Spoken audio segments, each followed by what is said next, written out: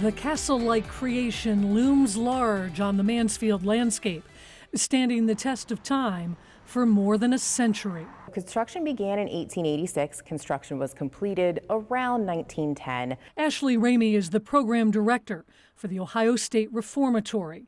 She was an event planner for 20 years before starting her new career here. Both of my parents were police officers. If you had asked me if I would in any way work in a jail or prison, the answer would have been no. The building certainly has a draw. We talk amongst our staff that maybe the building calls her people to it, the ones who are going to be the good stewards of the history in the building and really continue on its legacy. Through most of its history, this was a reformatory to help rehabilitate young men who were in for minor crimes or first-time offenders.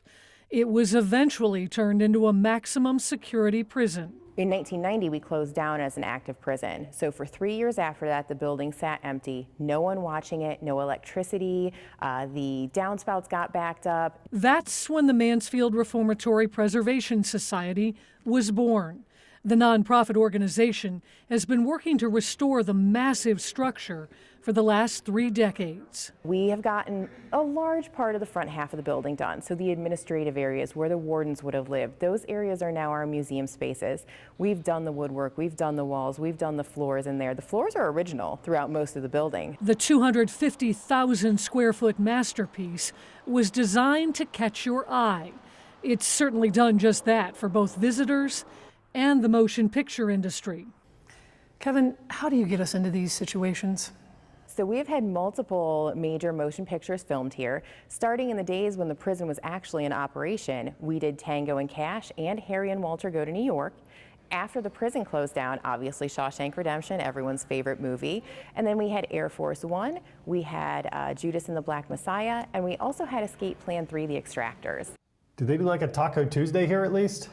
Ashley says there are a lot of parallels between the building and one of the movies that helped make it famous. That's part of our story, the redemption line, not just Shawshank Redemption, but the redemption of the reformatory. So we were shut down for the horrible conditions, and now we get to come back and we get to bring it back. The reformatory is open year-round, and the setting lends itself to all kinds of tours, focusing on everything from the history of the building to ghost hunts and movie tours. Oh, hey Lisa, can you watch the camera gear for a minute? The warden needs help with his taxes. There's also a haunted house called Blood Prison.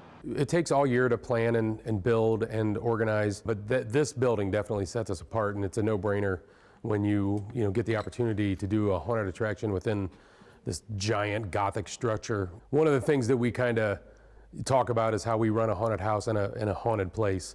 And that definitely makes it intriguing for the guests. And when it comes to paranormal activity, Ashley says most people who work here have a story. There have been nights where I've been the last one in the building and I know it because I'm about to set the alarm and someone calls my name.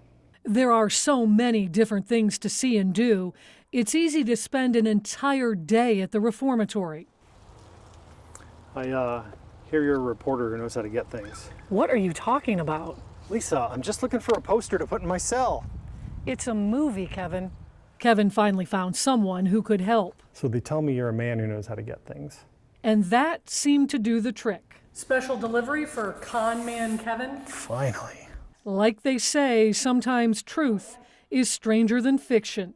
Instead of a poster of Rita Hayworth or Raquel Welch, this story involves one of our own Diane Larson. I did wear my best stripes today, and I'm having a lot of fun. But we have to find a way to get out of here, Kevin. We have to get back to Toledo. Don't worry, Lisa. I got a plan. Great. Where'd you get that? Move over, Rita Hayworth and Raquel Welch.